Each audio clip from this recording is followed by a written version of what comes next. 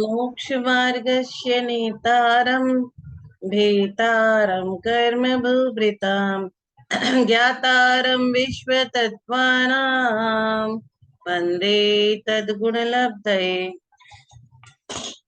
तत्वार्थ सूत्र का अध्याय 3, सूत्र संख्या 7। द्वीप और समुद्रों के नाम। जम्बूद्वीप लवणोदादयः शुभनामानो द्वीप समुद्रः। इस मध्य लोक में शुभ नामना अच्छे अच्छे नाम वाले जम्बूद्वीप लवणोदादय द्वीप समुद्रः। जम्बूद्वीप आदि द्वीप तथा लवण समुद्र आदि समुद्र है, ये सब शुभ नाम है। हम जाते हैं ना गुरुवर के पास, गुरुवर इस बच्चे का कुछ नाम रख दीजिए, कोई अच्छा सा नाम रख दीजिए। तो आचार्य उमा स्वामी कह रहे हैं ये सब शुभ नाम है। जम्मू, क्या नाम? जम्मू। आप अपने बच्चे का नाम रखिए जम्मू जैन। मध्य लोक एक राजू पूर्व पश्चिम लंबा, एक राजू उत्तर दक्षिण चौड़ा है। संपूर्ण मध्य लोक में असंख्यात द्वीप और समुद्र है। क्या है?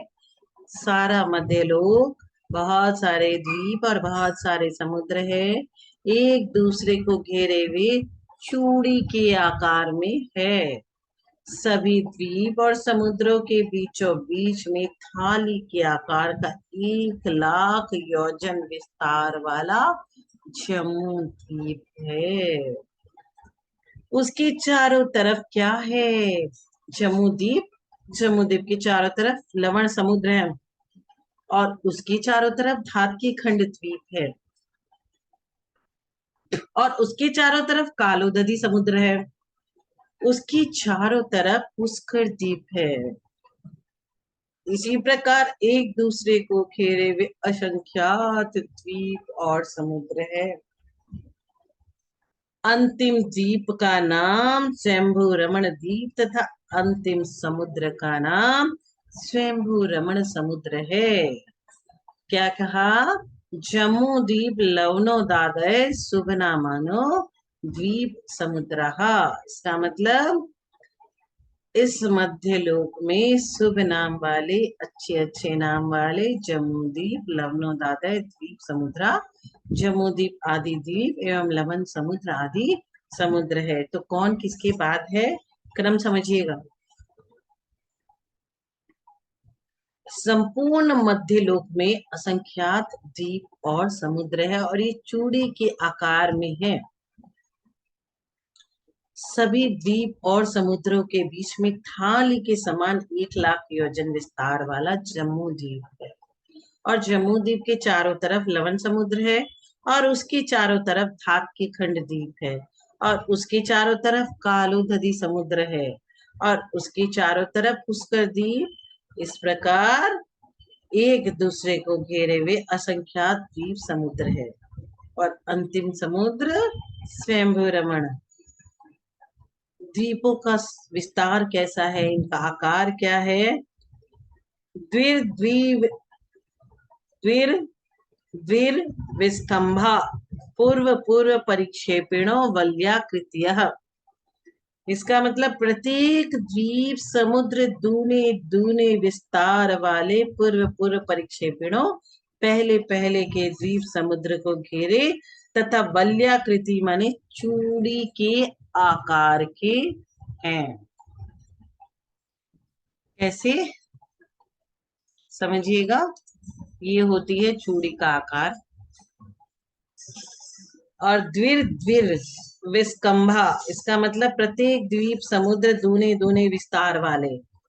द्वीप से समुद्र का तथा समुद्र से द्वीप का विस्तार दुगुना है, डबल है, तथा द्वीप से द्वीप और समुद्र से समुद्र का विस्तार चौगुना है। इस प्रकार तीसरे द्वीप का विस्तार 16 याक, पहले का 2 तो दूसरे का 4, डबल हो रहा है ना।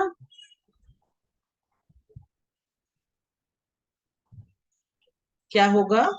द्वीप से समुद्रों का तथा समुद्र से द्वीप का विस्तार दुगुना है तथा द्वीप से समुद्र का विस्तार चौगुना है।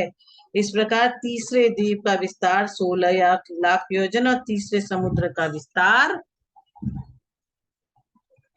32 लाख योजन है।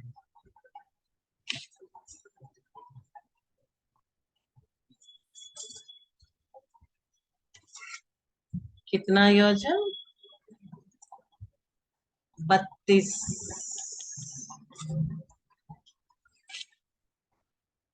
16 लाख। तीसरे द्वीप का विस्तार 16 लाख योजन और तीसरे समुद्र का विस्तार 32 लाख योजन है। द्विर द्विर विस्कंभा पूर्व पूर्व परिक्षेपिणो वल्याकृतिय। वल्याकृतिय मतलब चूड़ी के आकार का, ये हो गया। और द्वीप से समुद्र का तथा समुद्र से द्वीप का विस्तार दुगना है, double. 2 into 2 is equal to 4, 4 into 4 is equal to 16। तो ये समझ है। बस इसी तरह से आप इसको आगे आगे विस्तार करते रहिएगा तो सबका निकल जाएगा।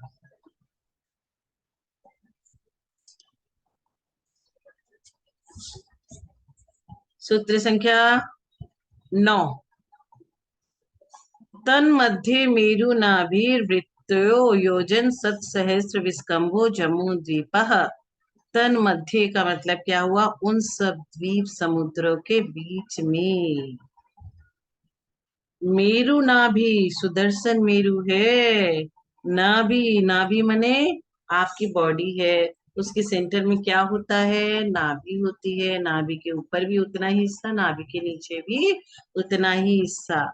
इसी तरह तन मध्य मतलब उन सब द्वीप समुद्रों के बीच में। मेरु नाभि, नाभि के समान सुदर्शन मेरु है। नाभि जिसकी ऐसा तथा वृत्त थाली के समान गोल योजन सत सहस्र विस्कंभा 1 लाख योजन। सत सहस्र, सत मतलब 100, सहस्त्र मतलब 1000। तो 1000 को 100 से इंटू करेंगे तो कितना आएगा?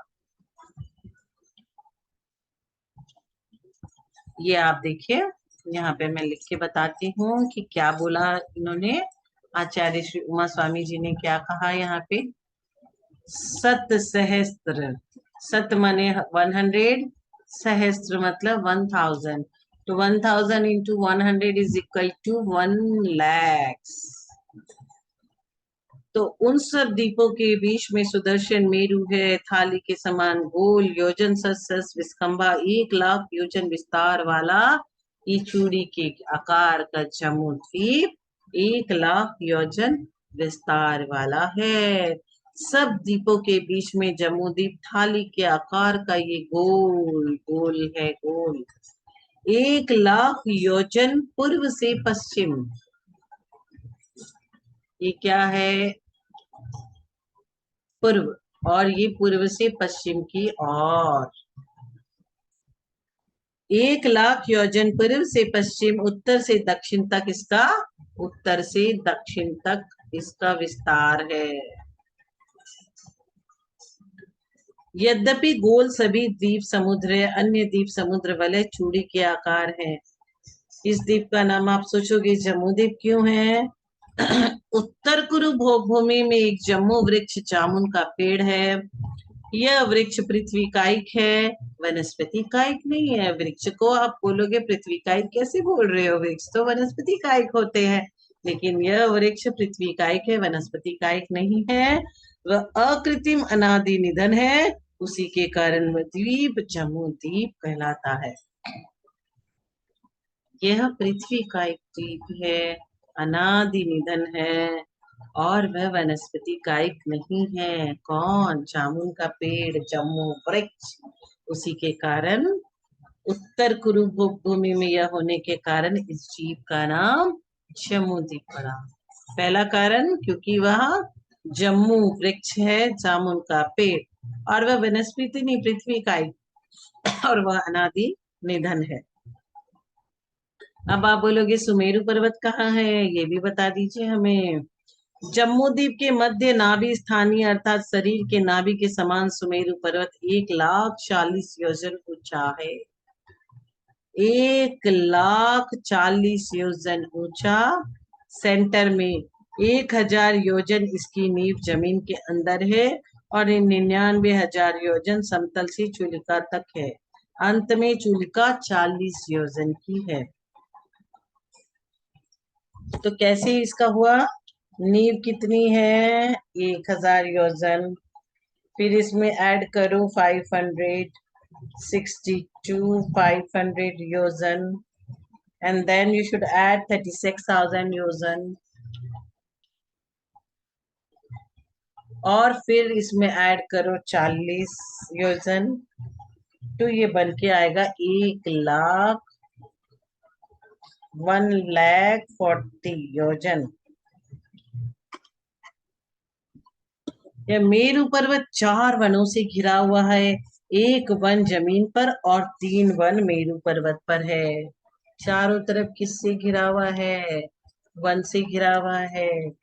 एक मेरु, एक वन जमीन पर और 3 वन मेरु पर्वत पर है। इन वनों के क्रम से भद्रसाल कौन कौन से आएंगे? भद्रसाल नाम सुना था चंद्रगुप्त मौर्य के समय में? तो यहाँ पे आप सुनो, ये क्या है? भद्रसाल, नंदन, सोमनस और पांडु की नाम है। भद्रसाल, नंदन, सोमनस, सोमनस और पांडुक, ये नाम है। मेरु पर्वत के 4 वनों में 16 अकृत्रिम चित्यालय है। सुमेरु पर्वत के 3 कांडक है। क्या? सुमेरु पर्वत के 3 कांडक है।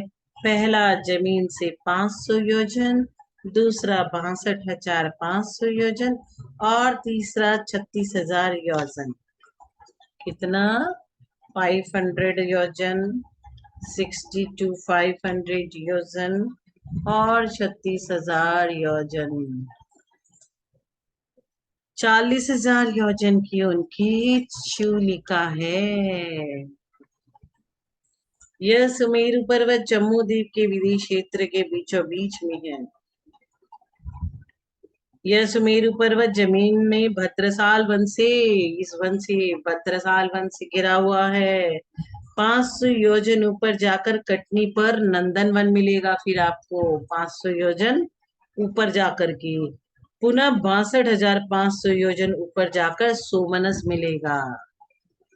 देखिए, ये 500, ये 62,500 और पुनः 36,000 योजन ऊपर जाकर कटनी पर आपको पांडुक वन मिलेंगे और अंत में 40,000 योजन की चूलिका है।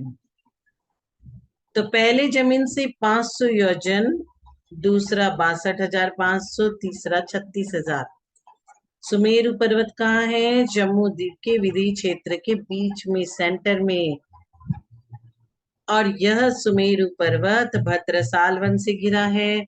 500 योजन ऊपर जाकर कटनी पर नंदन वन मिलेगा। भद्रसाल से 500 योजन ऊपर जाके नंदन, नंदन से 62,500 योजन से सोमनस और फिर उससे 36,000 से पांडुप वन मिलेगा और 40,000 योजन ऊपर चूलिका मिलेगी। और इन चारों वनों की चारों दिशाओं में एक एक अकृत्रिम चित्यालय है। 4 वन में 16 अकृत्रिम चित्यालय है। एक वन की एक दिशा में एक चित्यालय, तो 4 दिशा में 4 चित्यालय और 4 वन, तो 4 × 4 = 16। 16 कैसे आए समझ गए आप? एक वन में नॉर्थ, साउथ, ईस्ट, वेस्ट चारों दिशा में एक एक, 4 हो गए। 4 वन है, भद्रसाल, नंदन, सोमनस और पांडु, तो ये हो गए 16।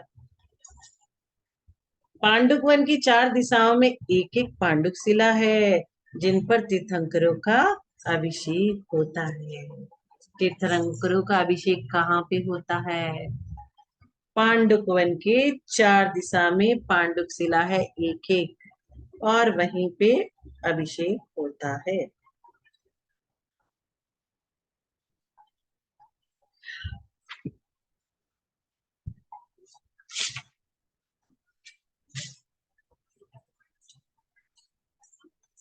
सभी को सादर जय जिनेन्द्र।